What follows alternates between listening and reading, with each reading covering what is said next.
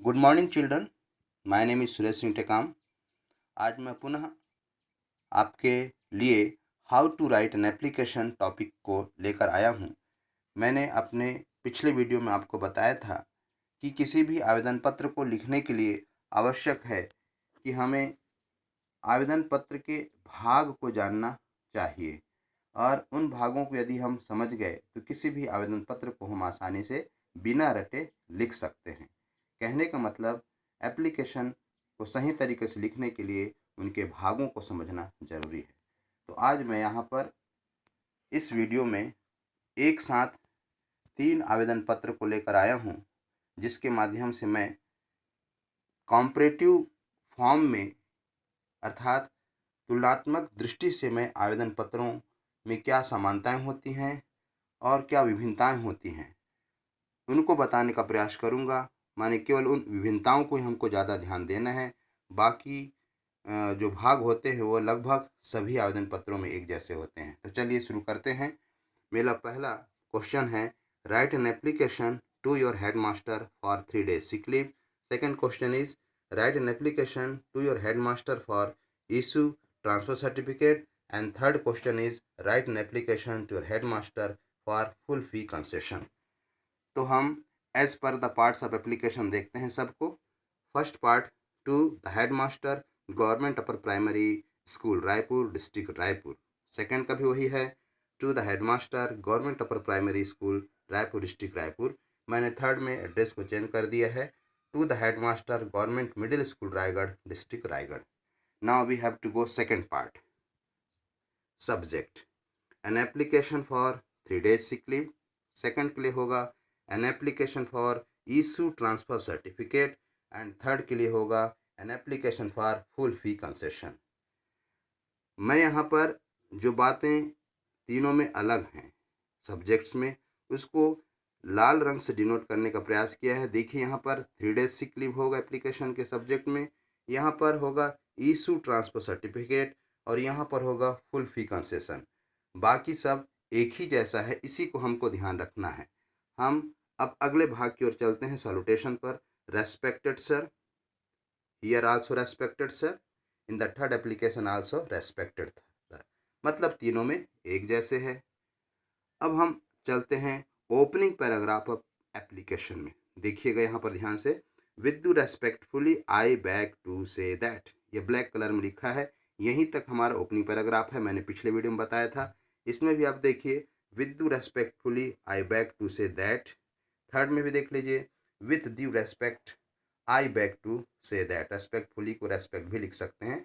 तो हमने यहाँ देखा कि all 3 applications have same condition for opening paragraph of application. माने तीनों के जो एप्लीकेशन का ओपनिंग पैराग्राफ, माने हम किस प्रकार शुरुआत करते हैं, वो तीनों में एक ही जैसा है। अब now we have to go the main body of application.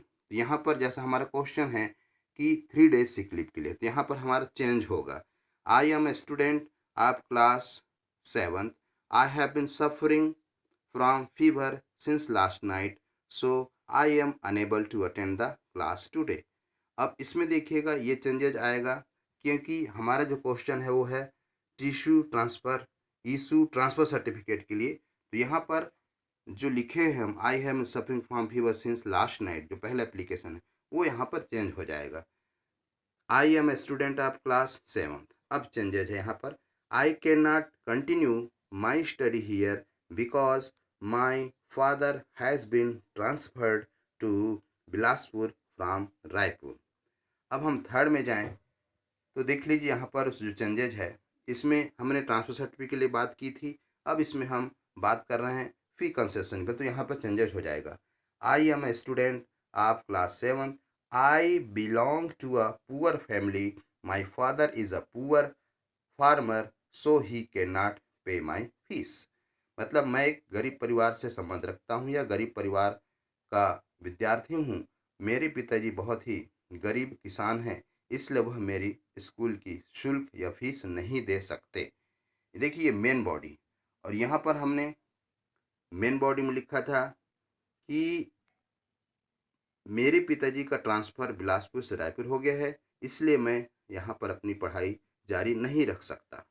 और पहले मैंने लिखा था कि मैं कल रात से बीमार हूँ या मुझे कल रात से मेरी तबीयत खराब है, इसलिए आज मैं स्कूल आने में असमर्थ हूँ।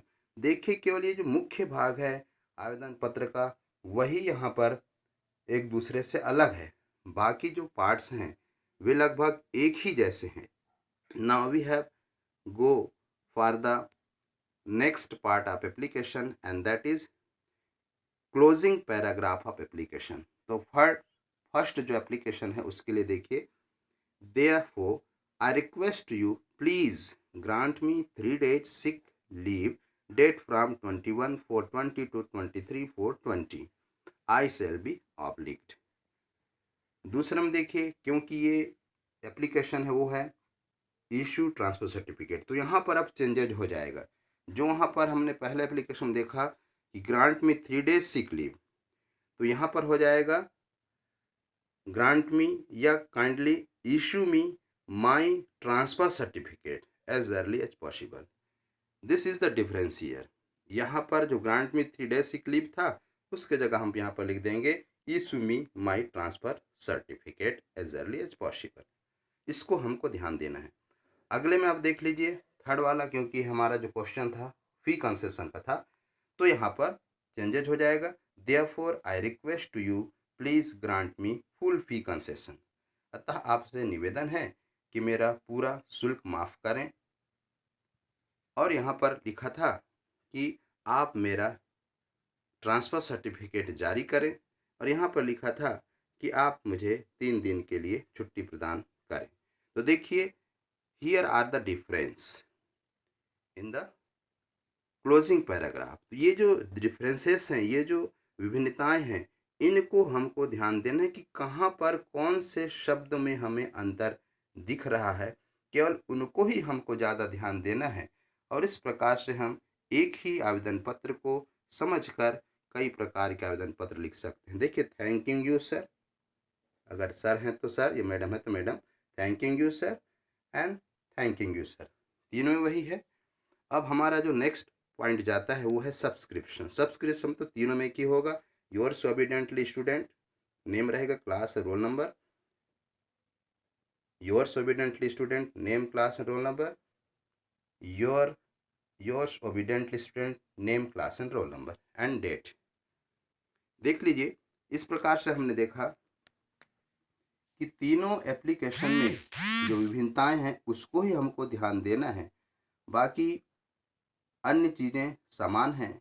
इसलिए मैं कह सकता हूँ कि यदि हम आवेदन पत्र के विभिन्न भागों को समझ लें तो आवेदन पत्र लिखना कोई कठिन कार्य नहीं है। आप बहुत ही आसानी से आवेदन पत्रों को लिख सकते हैं। इसलिए आप सभी आवेदन पत्र के जो पार्ट्स हैं उनको आप अच्छे से समझिए, और उन पार्ट्स को समझ जाएंगे तो प्रश्न के हिसाब से आप आवेदन पत्र बना सकेंगे। क्योंकि प्रश्न में ही लिखा होता है कि हम आवेदन पत्र को किसके नाम से लिखें और हम क्यों लिखें। ये 2 भाग तो यहाँ दिया होता है, और जो मेन बॉडी होता है, मतलब हम आवेदन पत्र क्यों लिख रहे हैं, उसको आपको थोड़ी सी मेहनत करनी पड़ेगी। उसको अपने तरीके से कुछ शब्दों का प्रयोग करके कुछ वाक्य बनाने पड़ेंगे। इस प्रकार से मुझे आशा है कि आज के इस कॉम्परेटिव एप्लीकेशन राइटिंग की वीडियो को देखकर आप समझ गए होंगे कि हम आवेदन पत्र को कितने सरलता से लिख सकते हैं। केवल आवश्यकता है तो हमें उन आवेदन पत्रों के विभिन्न भागों को जानने की ज़रूरत है। बस अगर हम उनके विभिन्न भागों को समझ गए तो हम किसी भी आवेदन पत्र को आसानी से लिख सकेंगे, और परीक्षाओं में यदि हमने कोई दूसरा आवेदन पत्र लिखा है, उसके जगह कोई दूसरा आवेदन पत्र आ गया तो भी हम आसानी से लिख पाएंगे, क्योंकि हम समझ चुके हैं कि हम आवेदन पत्र के किन किन भागों को चेंजेस करेंगे और कहाँ पर हम एक जैसा ही लिखेंगे। तो उन्हीं चीज़ों को हमको ध्यान देना है।